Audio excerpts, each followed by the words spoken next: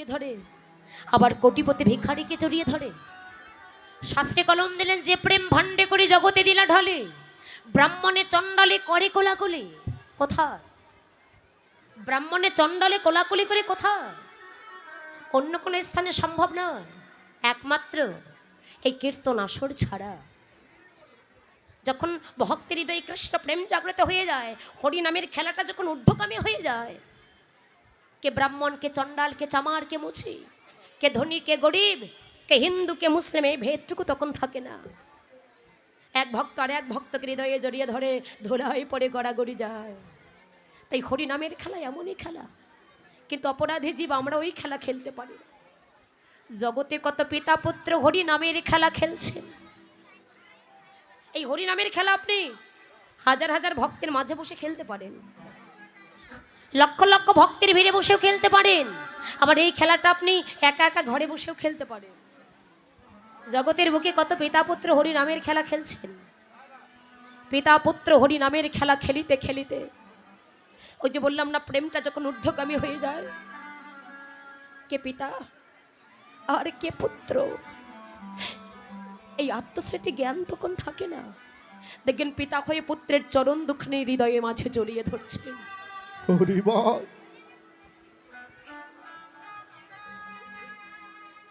যারা হরিকে ভালোবাসে, যারা কৃষ্ণকে ভালোবাসে, যারা নামের পাগল, যারা নামের কাঙ্গাল, তাদের এই আত্মস্মৃতি জ্ঞানটুকু থাকে না। বাবা, কে ছোট আর কে বড়, নামের খেলা খেলতে খেলতে নামে প্রেমে বিভোর হয়ে পিতা হয়ে পুত্রের চরণ জড়িয়ে ধরছে। এখানে ধরছে না, এখানে ছোট বড়র কোনো ভেদাভেদ আছে? যে যাকে পাচ্ছে হৃদয় মাঝে জড়িয়ে ধরছে, আবার পুত্র হয়ে পিতার চরণ জড়িয়ে ধরছে। এই খেলা এমনই খেলা বাবা। একটা সত্যি কথা বলবো, আপনার জীবনে যত জায়গায় যান না কেন, জীবনে আপনি যত জায়গায় যাবেন, আপনার যত ব্যাংক ব্যালেন্স, টাকা পয়সা, বাড়ি গাড়ি যা কিছু থাক, যত মনোরম পরিবেশে আপনি যান না কেন, যত বন্ধু বান্ধবের সঙ্গে ঘুরতে যান না কেন, প্রকৃত সুখটা কোথায় পাওয়া যায় জানেন? প্রকৃত আনন্দটা পাওয়া যায় কোথায়? একমাত্র প্রকৃত সুখটা পাওয়া যায় হরি নামের মধ্যে ডুব দিলে। একমাত্র আনন্দ পাবেন আপনি হরি নামের মধ্যে, প্রকৃত সুখ পাবেন আপনি হরি নামের মধ্যে ডুব দিলে। ওগো, নামে যে ডুবেছে সেই মজেছে, অন্যের বোঝা বড় দায়। হরি নামে কি আনন্দ ডুবলে জানা যায়, না ডুবলে কোনোদিন জানা যায় না। যারা নামের প্রেম সাগরে ডুব দিয়েছে তারা জানে হরি বলে কাদার মাঝে কত আনন্দ আছে, কৃষ্ণ বলে কাদার মাঝে কতটা সুখ আছে। আগেরকার দিনে কয়েকটা পাড়া জুড়ে একটা হরিবাসর হতো, এখন প্রতি পাড়ায় পাড়ায় হচ্ছে, প্রতি গ্রামে গঞ্জে হচ্ছে। ভক্তদের কীর্তন শুনতে শুনতে মুখস্থ হয়ে গেছে। ও বাবা, আচ্ছা তবু কোনোদিন মনে হয় যে ওখানে কীর্তন হচ্ছে আজ আমি যাব না? মনে হয়? হরি কথা, কৃষ্ণ কথা বড়ই মধুর কথা। এ কথা যতবার আপনি শুনবেন ততই শোনার স্পৃহা জেগে যায়, যত শুনছেন তত শোনার ইচ্ছা বেড়ে যাচ্ছে, যতই শুনছেন ততই শোনার স্বাদ জেগে যাচ্ছে। শুধু একটা কথাই মনে হয়, না জানি এর পরবর্তীতে আরো কি বা আছে, না জানি এরপরে আরো কি বা আছে, না জানি এরপরে আরো কত আনন্দ আছে, এরপরেই না জানি আরো কত রসটা লুকিয়ে আছে। এই যে প্রচন্ড গরম, ঘর সংসার সব কিছু ছেড়ে মূল্যবান সময়টুকু নষ্ট করে এখানে বসে ভক্ত সঙ্গ করছেন, ভগবানের নামের প্রেমে যারা নয়নের জলে জলে ভাসছেন, যারা নয়নের জলে বক্ষ প্লাবিত করে ভাসছেন, যারা ভক্তের চরণের ধুলি অঙ্গে লেপন করছেন, এটা আপনাদের কোনোদিন বিফলে যাবে না গো।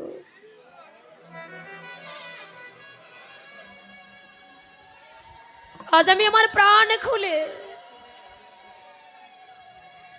আজ আমি প্রাণ খুলে প্রভুর নিকটে প্রার্থনা করব, প্রভু এই অভাগিনীকে তুমি দয়া করো বা না করো, প্রভু তোমার এই প্রাণ প্রিয় ভক্তদের তুমি একবার কৃপা করি।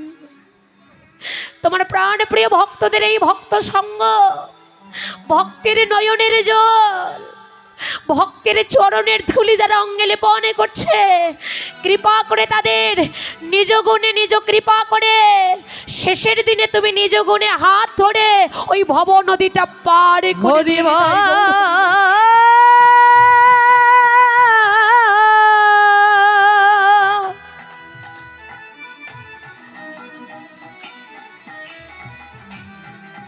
হরিবা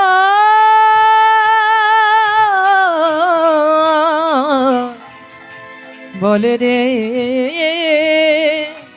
আমার মন,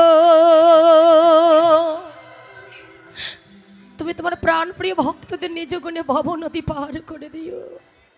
আর এই অভাগিনীকে শুধু এইটুকু কৃপা করিও, এক জন্ম নয় প্রতি জন্ম জন্মান্তরের মতো যেন তোমার মধুমাখা কৃষ্ণ নামটুকু গাইতে পারি। বাবা একটা সত্যি কথা আজকে আমি বলে যাব, যে কথাটি হয়তো ভাইরালও হতে পারে। এখানে অনেক ইউটিউবার দাদা রয়েছেন, আমাদের মতো যারা কীর্তনিয়া রয়েছেন, আমাদের মতো যারা কীর্তনিয়া রয়েছেন, তাদের যদি দুদিন খেতে না দেন তারা থাকতে পারবে। আমাদের মতো কীর্তনিয়াকে দুদিন খেতে না দিলে থাকতে পারবে, কিন্তু আমাদের মতো যারা কীর্তনিয়া আছে একদিন যদি ভক্ত সঙ্গ না করে, শুধু মনে হয় না জানি কত দিন থেকে আমরা ভক্ত সঙ্গ করতে পারি। হরি বল হরি বল।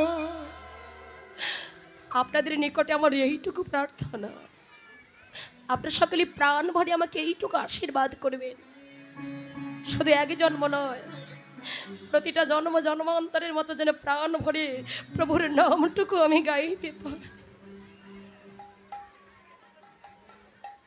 প্রাণ ভরে প্রভুর নামটুকু গেয়ে যেন নয়নের বাড়িটুকু পরিষ্কার করতে, আর কিছু চাই ভাবিনি। কারণ ভগবান ভক্তের কাছে কিছু চায় না, ধন সম্পদ টাকা পয়সা বাড়ি গাড়ি অর্থপত্র এগুলো কিছু চায় না। ধন সম্পদ টাকা পয়সা বাড়ি গাড়ি দিয়ে ভগবানের কৃপা লাভ করা যায় না।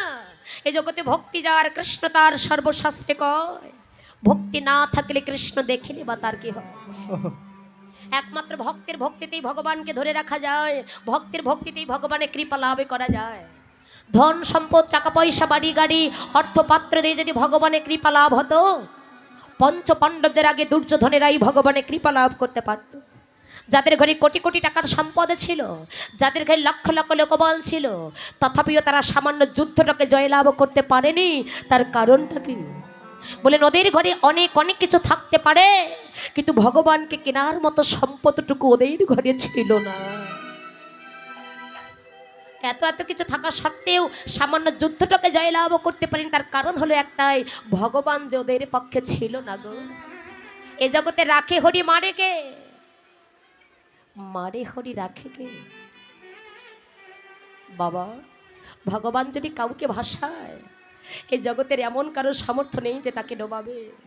আর ভগবান কৃপা করি একবার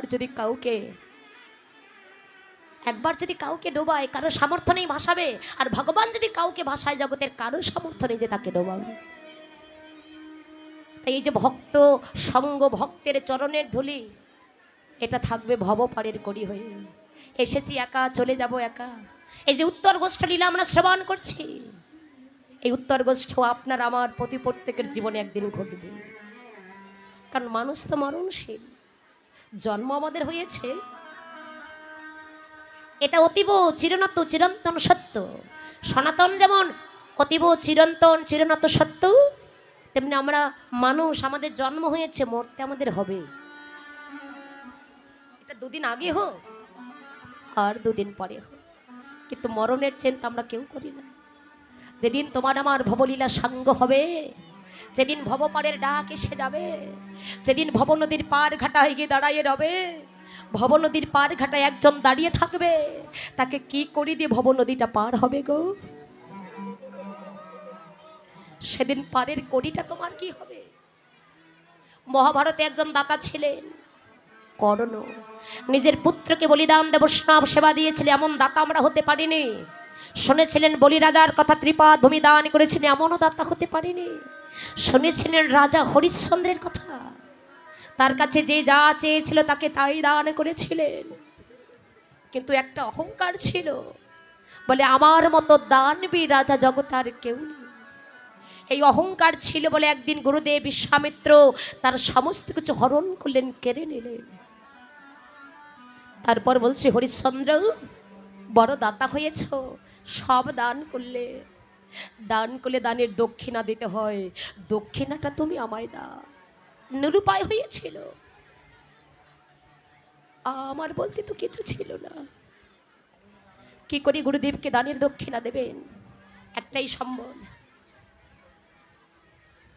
একমাত্র স্ত্রী আর একমাত্র পুত্র ব্যতীত তার সম্বল বলতে কিছু ছিল না। স্ত্রী আর পুত্রকে নিয়ে নগরে নগরে গিয়ে বলছেন, ওগো তোমরা কেউ দাসী নেবে? আমি একজন দাসী বিক্রয় করব। এক বৈষ্ণব বাবাজির কাছে নিজের স্ত্রী আর পুত্রকে বিক্রয় করে কিছু করিয়ে এনে গুরুদেবকে দানের দক্ষিণা দিলেন। আর অহংকারের ফলে যিনি কিনা রাজা ছিলেন, ওই রাজার শেষ পরিণতিটা হয়েছিল কি জানে? অবশেষে তিনি শ্মশানে মরা পোড়ার কাজ করছিলেন, চণ্ডালের কাজ করছিলেন। আমার প্রভুর লীলা বুঝা বড় দায়। একদিন সর্বদংশনে একমাত্র পুত্রের যখন মৃত্যু হয়ে গেল, মৃত পুত্রকে কোলে নিয়ে সভ্যা গেলেন শ্মশানে শেষকৃত্য করতে। জানতেন না তার স্বামীর শেষ পরিণতি এই হয়েছিল। হরিশ্চন্দ্র দেখে বলছে, কে গো তুমি? এই শ্মশানে এসেছো শেষকৃত্য করতে? এখানে মরা পড়তে হলে একটা কড়ি দিতে হয়, হয় না বাবা? আপনাদের দিকে দিতে হয়, প্রত্যেকটি জায়গায় নিয়মটা আছে। শ্মশানে মরা পড়তে হলে একটা কড়ি দিতে হয়। যেই না কড়ির কথা বলেছে, সভ্যা নয়নের জল ছেড়ে দিয়ে বলছে, খোকারে তোর বাবা ছিল রাজা, এতদিন তোর বাবার কাছে যে যা চেয়েছিল তাকে তাই দান করেছিল।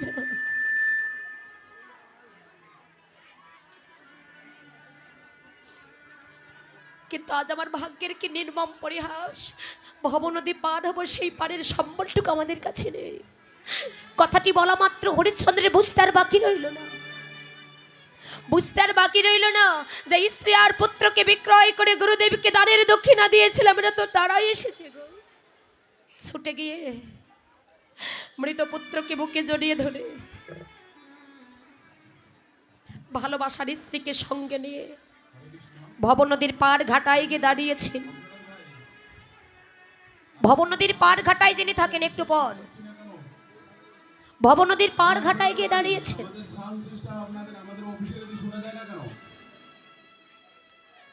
গৌড়ি বল, যেই না ভবনদীর পার ঘাটায় গিয়ে দাঁড়িয়েছেন, আমার যিনি ভবনদী পার করেন তার নাম কি ছিল গো? যিনি ভবনদী পার করেন তার নাম কি? যিনি ভবনদী পার করেন তার নাম ছিল মাধব পাটনি। ওই মাধবের ঘাটে গিয়ে মাধবকে ডেকে ডেকে বলছেন, মাধব মাধব, আরে ও মাধব, আমি তোদের সেই রাজা হরিশ্চন্দ্র। এতদিন তোর আমার কাছে যে যা চেয়েছিলি আমি তোদের তাই দান করেছিলাম রে। আজ আমি ভবনদী পার হব,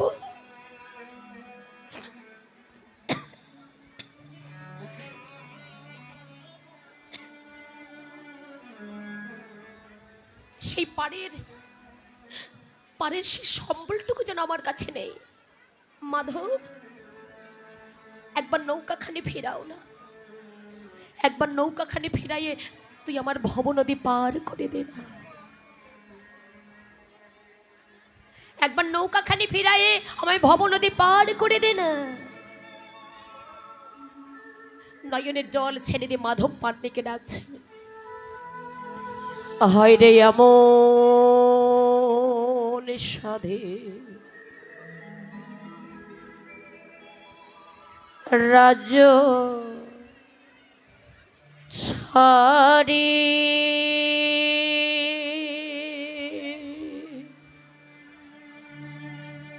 হে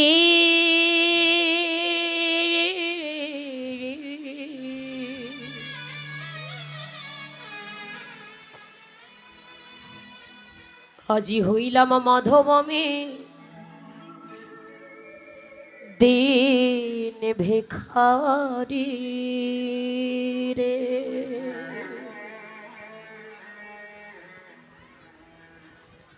ওকে মাধব রে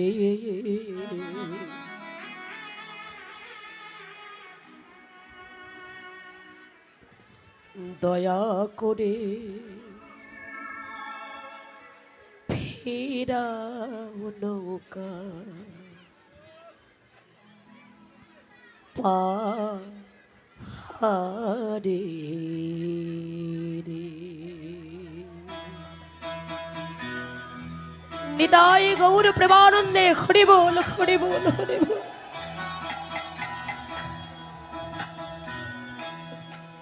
ও কি মাধব রে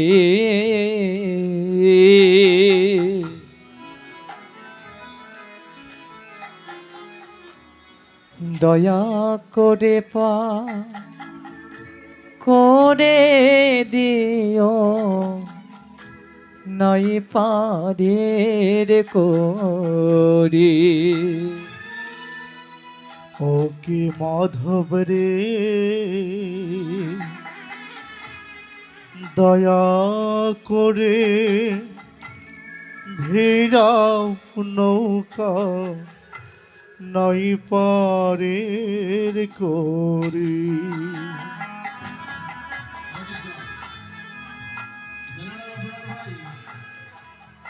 এখানে সংযোগ বিচ্ছিন্ন হচ্ছে, তার গোটা যেন খুলে গেছে। মন্দিরের সামনে পশ্চিম পাশে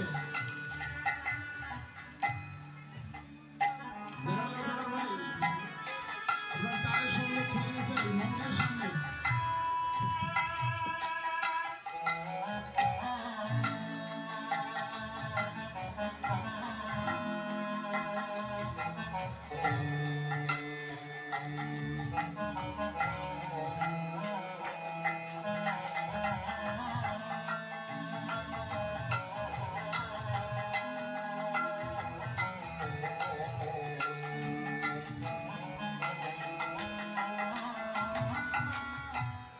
সে দেখে পবের বেলা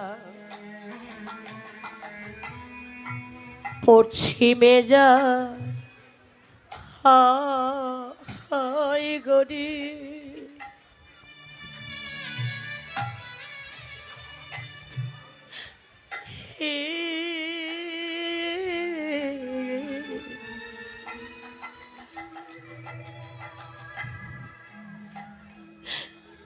নাই রে মাধব আমার পারে রে করি রে।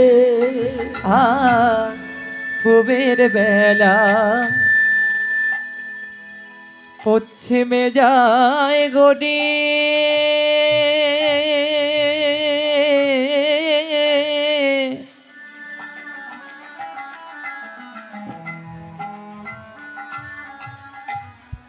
নাই রে মাধব আমার পারের খড়ি রে। ওই না পবের বেলা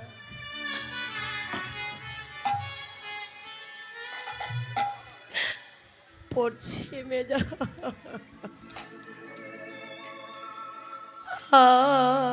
হাই গরি। হে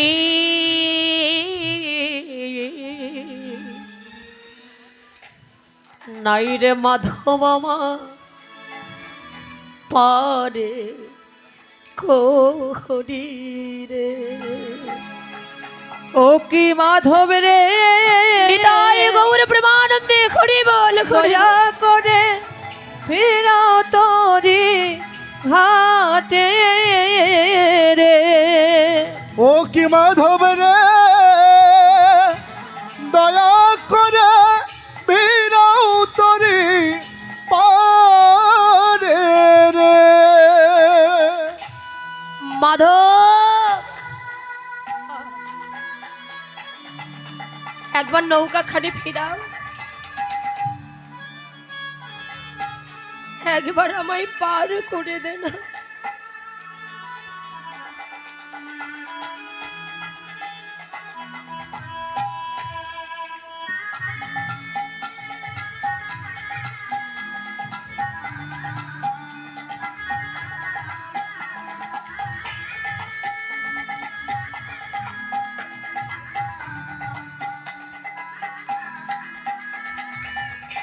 ওই না শোকের রাজ্য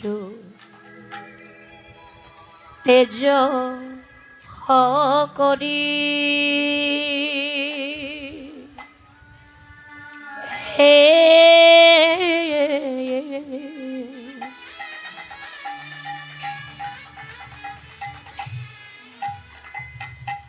আজি হইলাম মাধব আমি দিন ভিখারি রে। সুখের রাজ্য মাধব আমি তেজ করি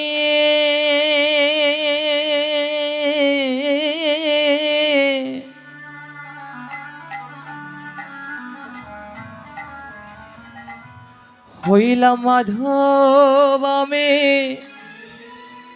দিন ভিখারি রে। আজ সুখের রাজ্য ত্যাজ করি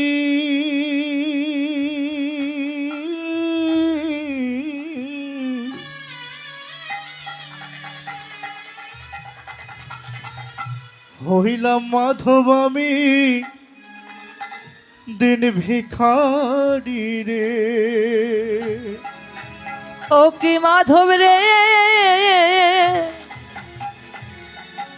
দয়া করে পার করে দিও নাই পারের করি। নিতাই গৌর প্রেমানন্দে হরিবল হরিবল। দয়া করে করে দিও নাই পারের করি। দয়া করে ফিরাও দরি নাই পারের করি। আর দয়া করে ফিরাও তরে নাই পারের করি।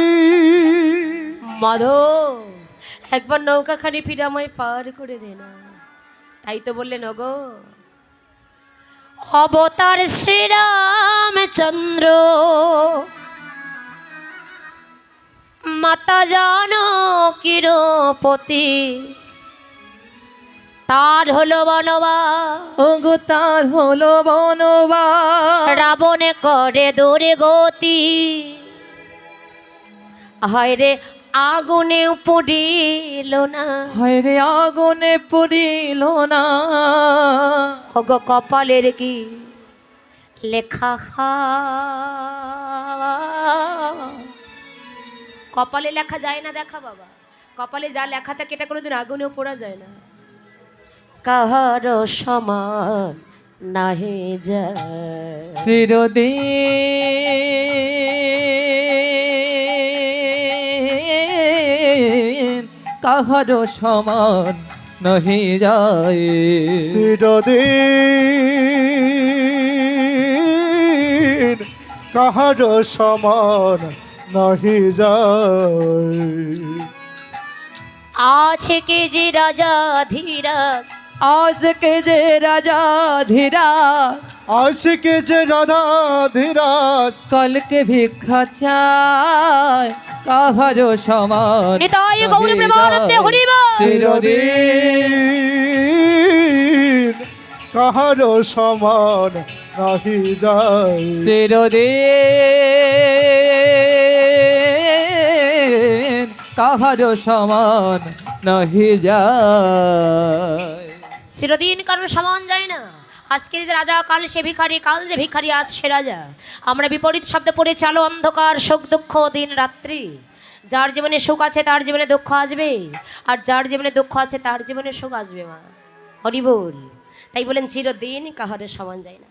সেই প্রাণের ঠাকুর গৌরাঙ্গ সুন্দর সহচর গণমেলে আনন্দে বিভোর সুরধ্বনির তীরে হরি নামের খেলা খেলছেন ভক্তগণকে সঙ্গে লয়ে। আর হরি নামের খেলা খেলিতে খেলিতে একবার তাকিয়ে দেখলেন গগনে যেন আর বেলা নেই। গগনের বেলাকে অবসান দেখেই গৌরহরি আমার ভক্তগণকে ডাকছে, ভক্তগণ চেয়ে দেখো গগনে আর বেলা নেই। সবাই তাকিয়ে দেখছেন জাগতিক জগতের বেলার দিকে, ওদিকে নয়। তাকিয়ে দেখো তোমরা তোদের নিজে দেহ গগনের বেলার দিকে। কারণ জাগতিক জগতে বেলা প্রতিদিন উদয় হয়, প্রতিদিন অস্তা চলে যায়।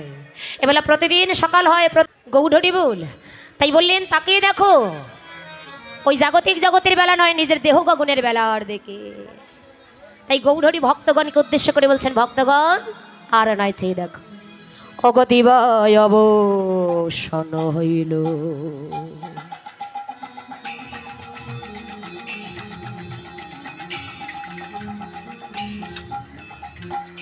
প্রভু আমার আজ গৃহেতে চলিলা, ওগো দিবা অবসান হইল।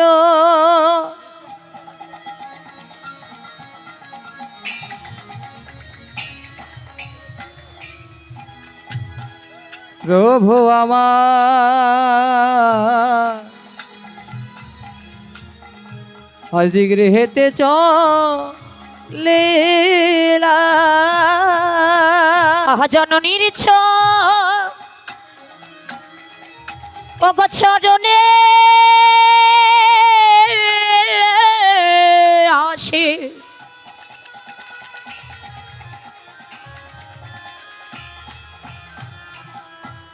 প্রভু আমার দেখো গৃহেতে চলিলা, জননী চরণে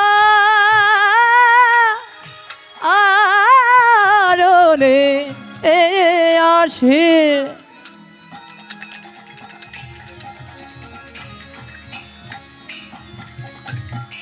প্রভু আমার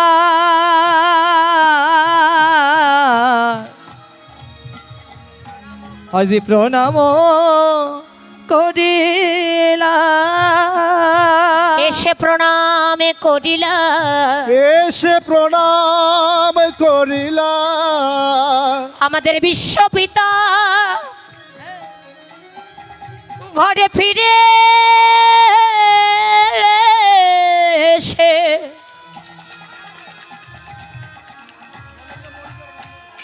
আহা জননীর চরণে আসে। দেখো প্রণাম করিলা আমাদের বিশ্ব পিতা গৌর হরি বল, হরি বল।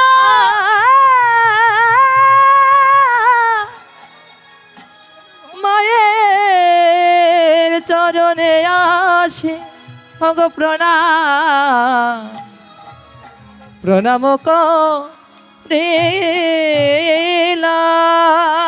গৌর হরি বল।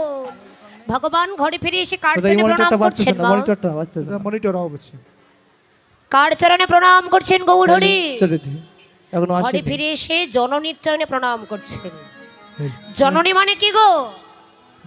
হ্যালো ও মায়েরা বলুন তো জননী মানে কি? উচ্চস্বরে সবাই মিলে বলবেন জননী মানে কি? বা শুধু সামনে যারা বসে আছে তারাই বলছে, আর পিছনে ঘুরে বলছে আমরা কি, আর সামনে যারা বসে আছে তারাই বলবে, তাই না? হ্যাঁ, জননী মানে মা। গৌরহরি তাহলে কার চরণে প্রণাম করছেন? ঘরে ফিরে এসে মায়ের চরণে প্রণাম করছেন। কেন? ভগবানের একদিকে লীলা, অপর দিকে হলো জগৎ শিক্ষা। ভগবান বলে নিজে আচরণ করে যদি শিক্ষা না দেয় কোনোদিন জগতের জীব শিখবে না। তাই ঘরে ফিরে এসে মায়ের চরণে প্রণাম করছেন। ও মায়েরা, আপনাদের ঘরে মা বাবা আছে তো? হ্যাঁ, আচ্ছা একটা সত্যি কথা বলবেন। এই যে কীর্তন শুনতে এসেছেন, এখানে আসার পূর্বে সত্যি কথা বলেন, শুধু মায়েরাও নয় বাবারা বলবেন।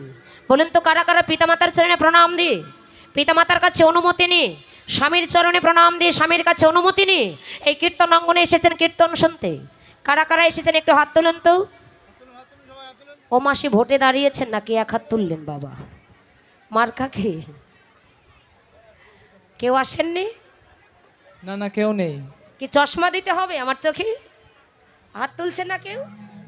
বাবা, আরে ধর্মটা তো অন্য কোথাও নয়, আগে এইটুকু বজায় রাখুন।